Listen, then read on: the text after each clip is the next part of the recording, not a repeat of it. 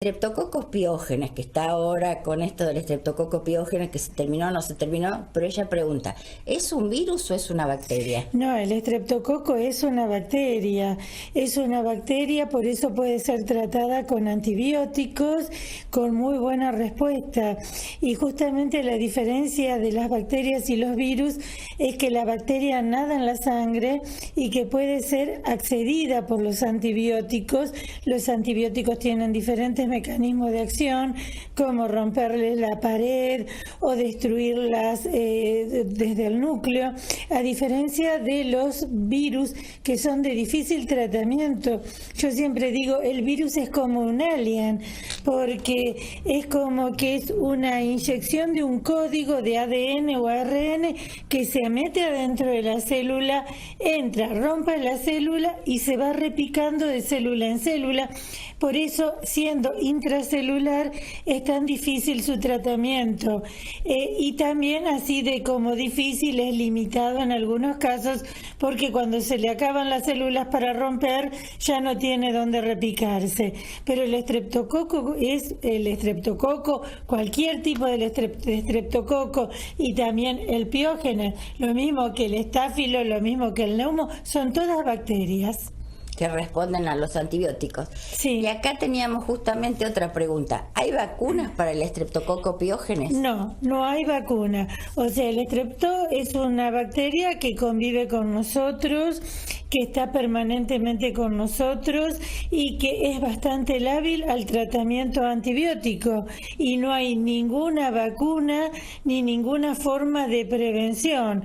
O sea, sí tenemos vacunas contra otro tipo de virus o bacilos, pero no contra el estreptococo piógenes ni otro tipo de estreptococo. Sí, por ejemplo, contra el neumococo, el meningococo, pero para el estreptococo no, porque yo creo que sanitariamente tampoco se justifica. Vos tenés una infección por un estrepto y lo medicás y es tan lábil que realmente responde enseguida al tratamiento antibiótico. ¿Y qué es lo que pasó con este estreptococo que tuvo tan mala respuesta a los antibióticos? Porque creo que ahí empezó el problema, ¿no? Este estreptococo, yo creo que aparte de que era un estreptococo que estaba en la comunidad, estuvo también bastante inflado.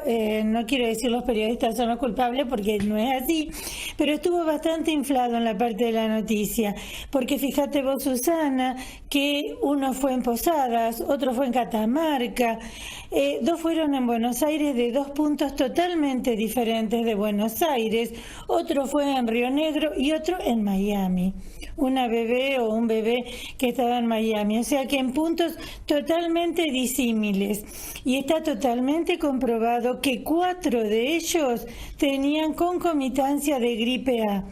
La gripe A, sí, la gripe A es una enfermedad de tipo viral que baja mucho las defensas y que tiene la característica de que en el adulto puede provocar, aparte de bajar las defensas, un síndrome de distrés respiratorio del adulto.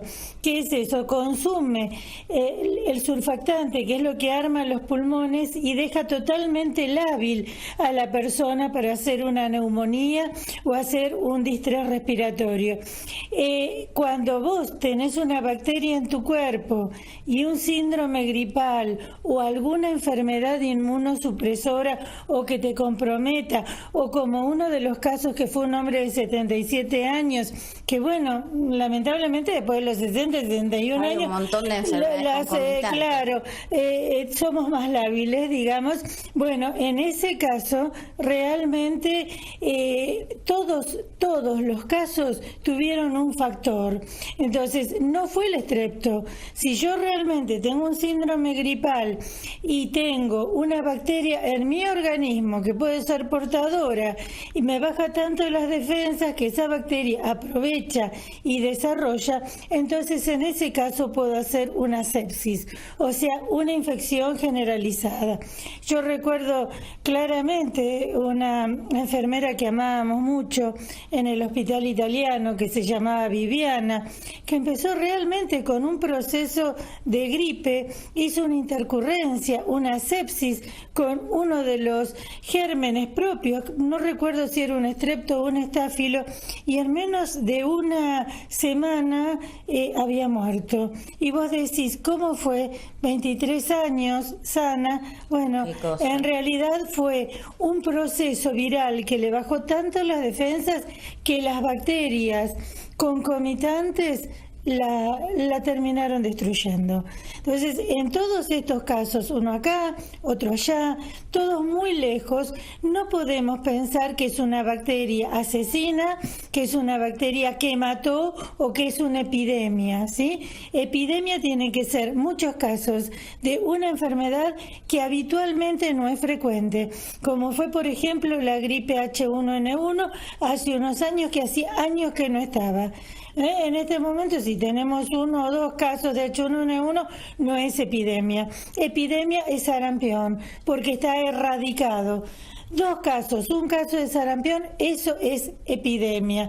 Pero el estrepto que convive con nosotros, que está en nosotros, que es causa de escarlatina, que es causa de procesos faringoamigdalinos, anginas, que realmente es grave en los recién nacidos, porque sí puede dar una neumonía. Por eso las mamás, si están colonizadas con estreptococo, al bebé hay que ponerle un antibiótico antes, o sea, no al bebé sino a la mamá antes que se produzca el parto.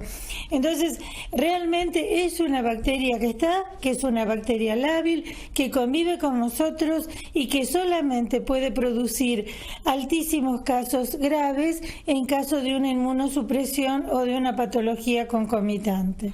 Bueno, creo que así nos respondiste un montón de las preguntas que seguían de estreptococo, pero acá me quedó algo. Dice, cuando una persona está infectada por estreptococo piógeno, ¿es necesario internarlo? No, para nada. Generalmente cualquiera de los chicos que va al jardín de más de 2 años y tiene una amigdalitis, puede tener un estreptococo, le podés hacer un hisopado, ¿no? Si estás realmente segura de que la clínica es de un estreptococo y es tu paciente y lo conocés, lo medicás en forma directa. Si es un paciente que tenés duda, bueno, entonces le podés hacer un hisopado. Le das un antibiótico de elección, fenoximetilpenicilina, porque las amoxis están trayendo una cierta resistencia, le da fenoximetilpenicilina. Si fuera alérgico, le das claritromicina o algo similar y en 48 horas está respondiendo. De hecho, un chico que tiene escarlatina, que es la generalización de la faringoamigdalitis, angina, fiebre alta, petequiado, puede tener placas, a veces vomitan y si se brotan con un rash tipo lija, está descrito, eso es la escarlatina.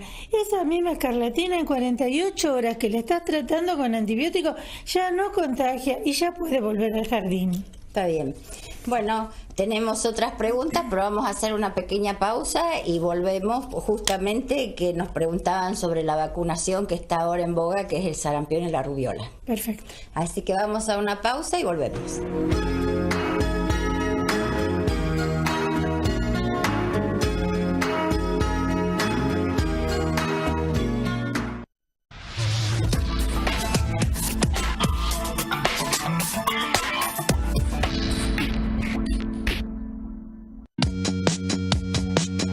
CIS Ortopedia, San Martín 448. Teléfono 454-5030. CIS, calidad en ortopedia. Iniciación acuática para bebés. Profesora Karina Matiucci. Teléfono 154 43 88 22. 1 Bahía Club. Auspician este programa Asociación Médica de Bahía Blanca, cumpliendo 95 años, y sus 2 hospitales privados del sur y Hospital de la Asociación Médica Felipe Glassman.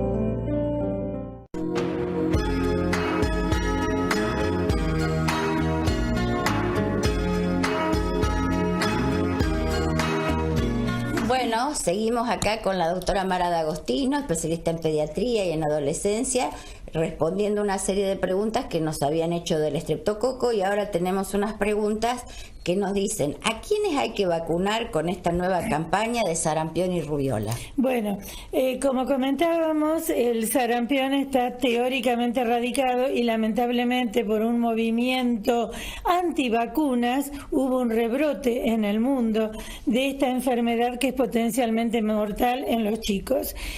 En el calendario de vacunación, esta vacuna está como triple viral, rubiola, sarampión, paperas al año, con un refuerzo en el ingreso escolar. Ahora, cada 4 a 5 años, para evitar el desarrollo de esta enfermedad, se produce o se hace una vacunación de refuerzo. ¿A quiénes vacunamos con esto que están poniendo más que triple viral, doble, sarampión y rubiola? A chicos desde los 13 meses hasta los 4 años, 11 meses y 29 días. ¿Por qué? Porque a los 12 meses va a tener su vacunación.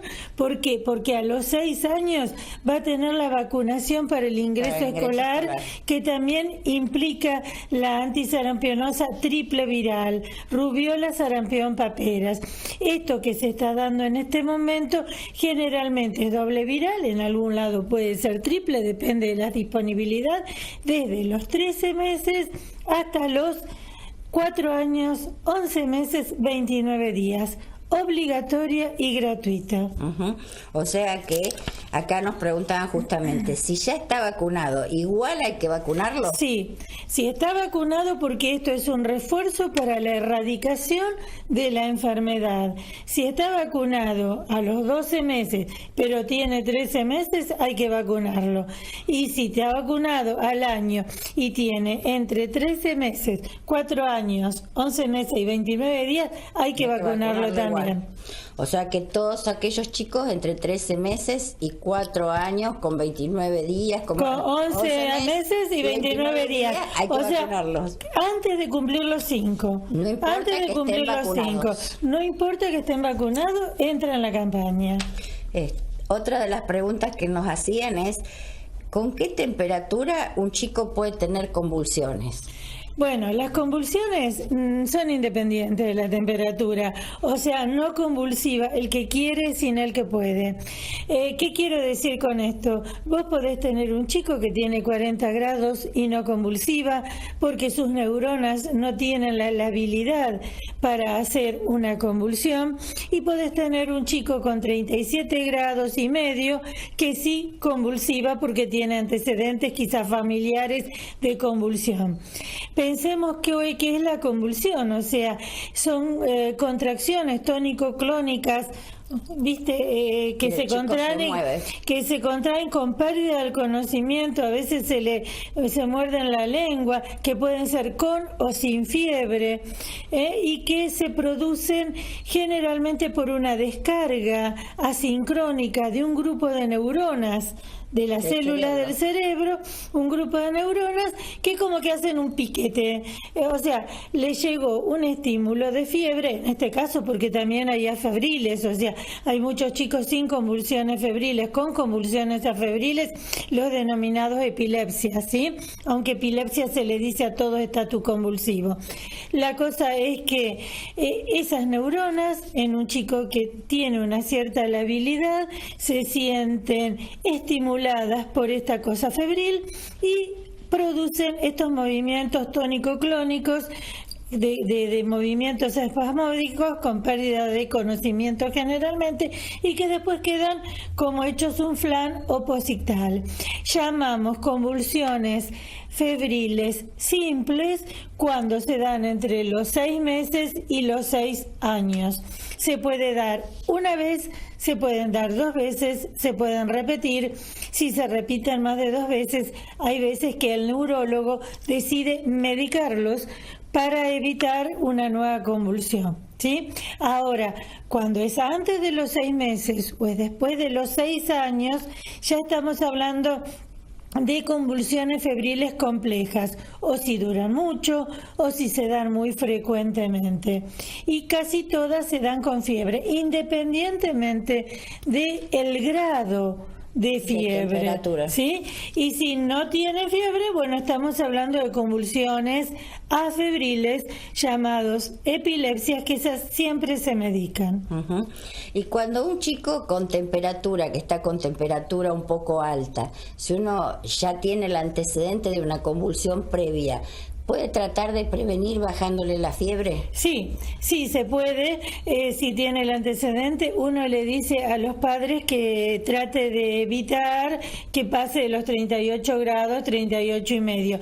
Pero guarda, que estamos viendo muchos chicos con hipotermia y grandes también. O sea, con temperaturas de menos de 35 grados, 34,9, 35.